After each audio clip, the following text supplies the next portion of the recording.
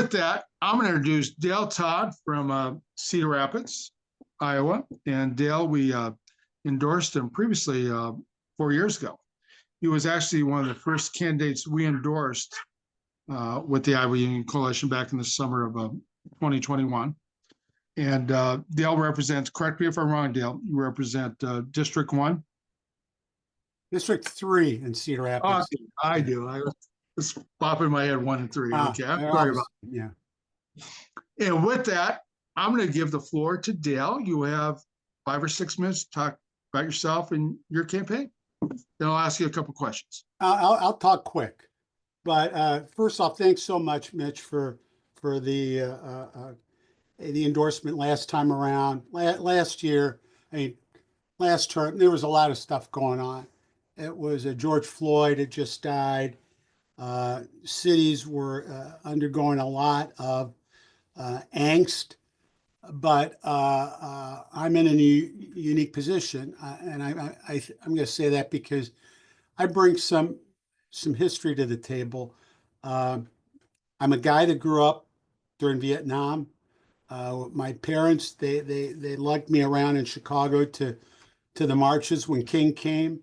At the tail end of the Vietnam War, we were out there protesting as kids.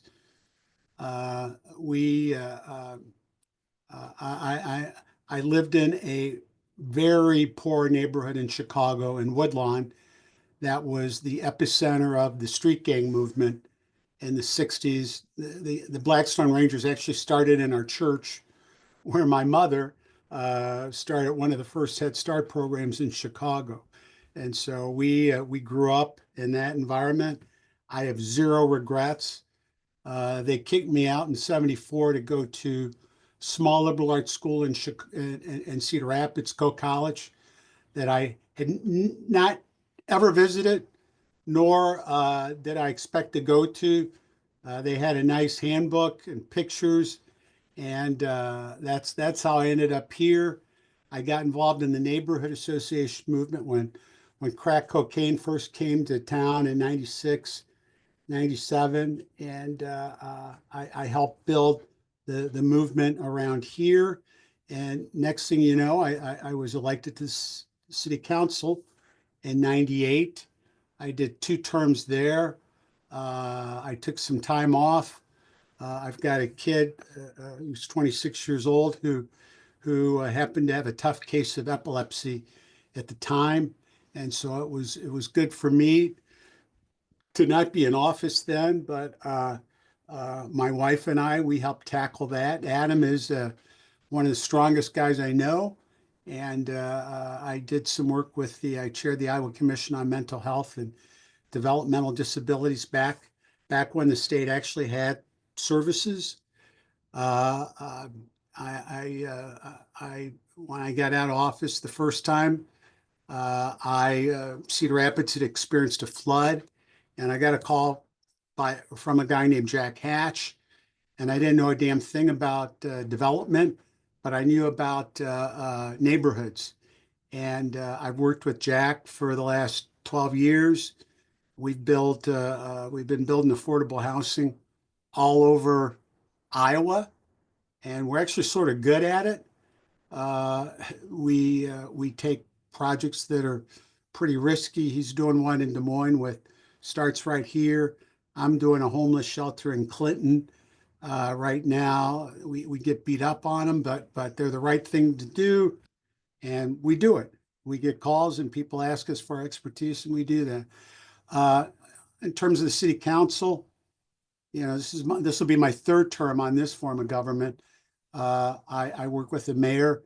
She's a Republican, but she doesn't do anything without asking me if it makes sense or not. And I have no qualms with telling her what I think. And out of that, we've been able to cobble together a decent partnership.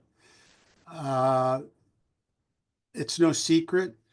I may not have done this term, but when Trump was elected the second time, I said,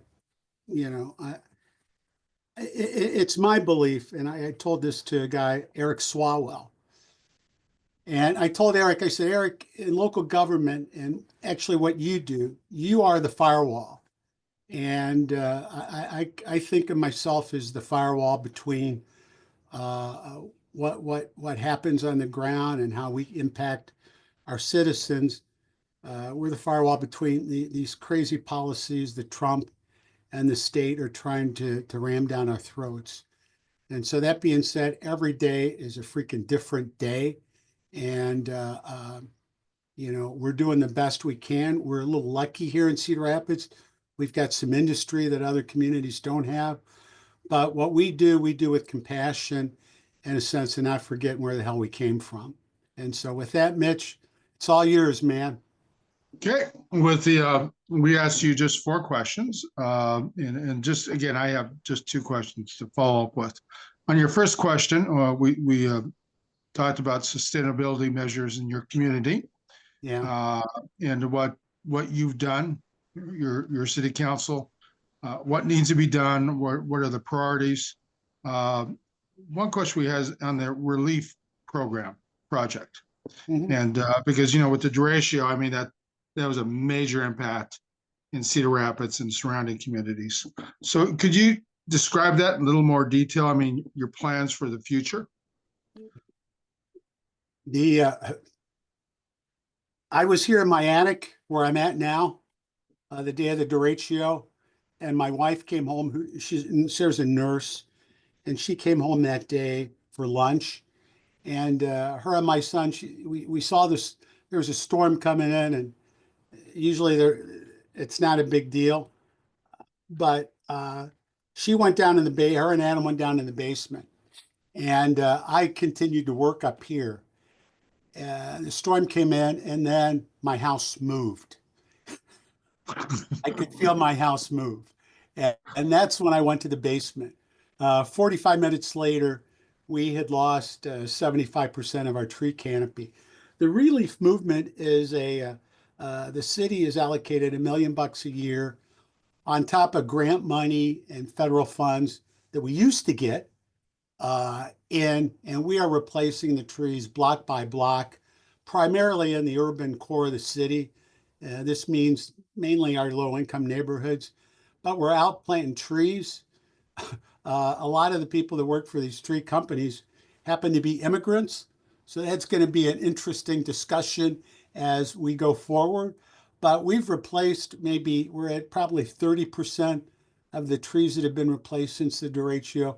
And we're going to keep doing that, and we will be doing that probably as long as I live. Well, the second question and last question dealt with number 4, the last question. And this is a question we're asking everybody, because with so-called property tax reform over the recent years, including this session, and what's happened at a federal level, which has not had a total impact yet on the local, state and local. I mean, what other resources are out there? What other type of funding is available out there, be it local, state, federal, I mean, private money? And what are your priorities for the cutbacks, which will eventually happen, like the city of Des Moines?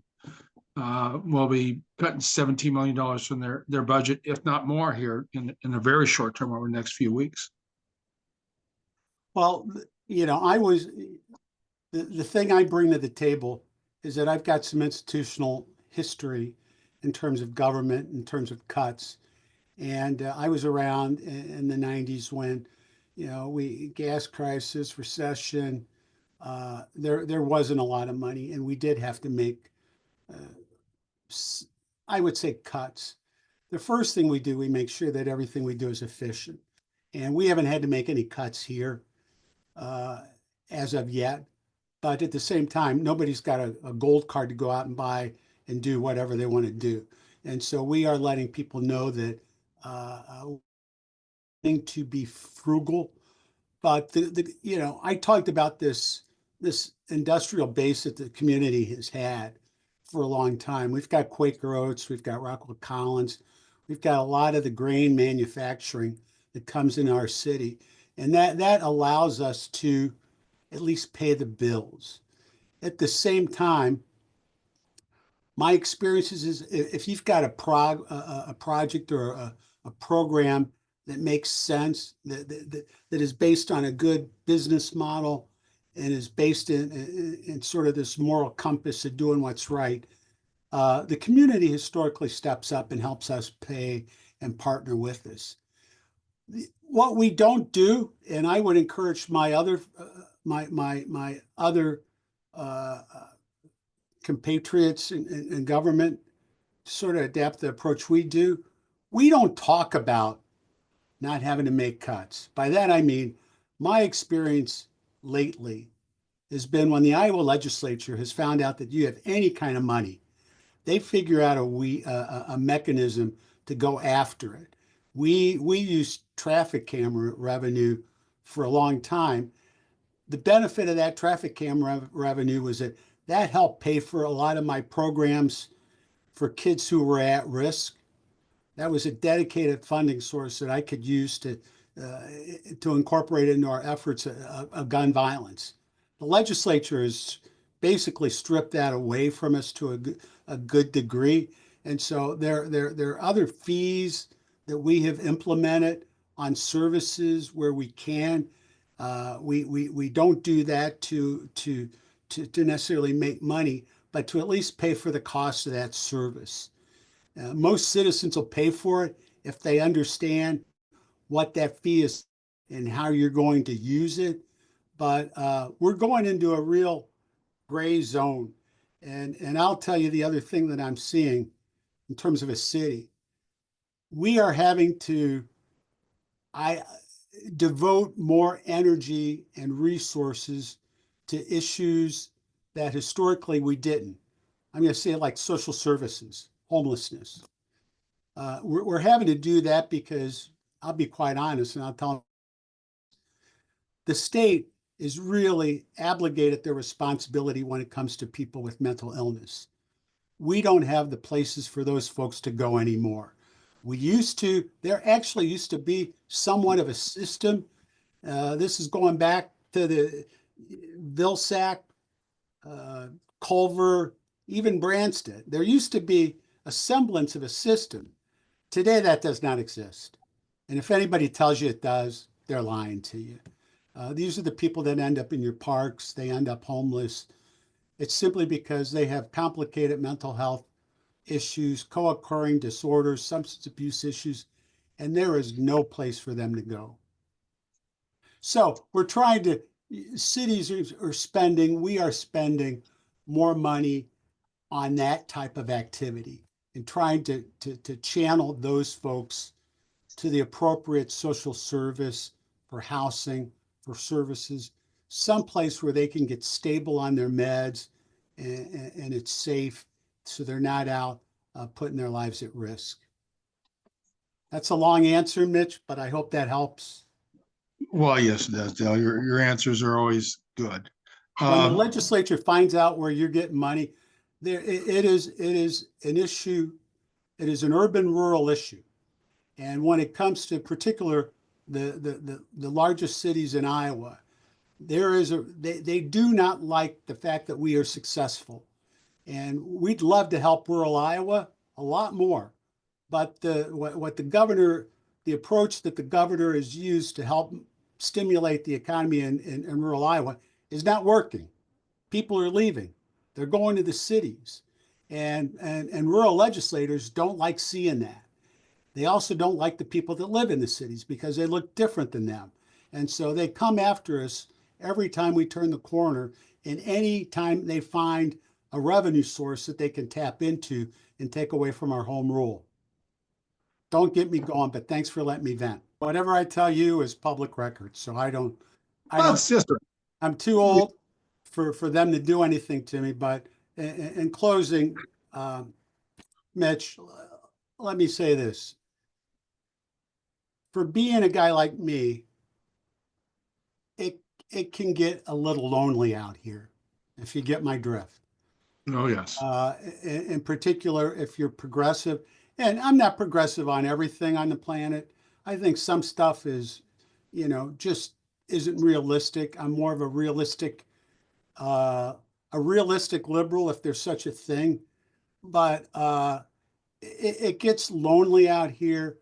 But it's nice to know that there's people like you out there that sort of have our back and sort of think uh, along the lines of what, you know, the what I think is not just a convenient policy for the day, but I mean, this is me. This is what I grew up with, you know. And if folks don't like that, it's too late. I'm not going to change. But this is part of me, and I would suspect it's probably a lot of you guys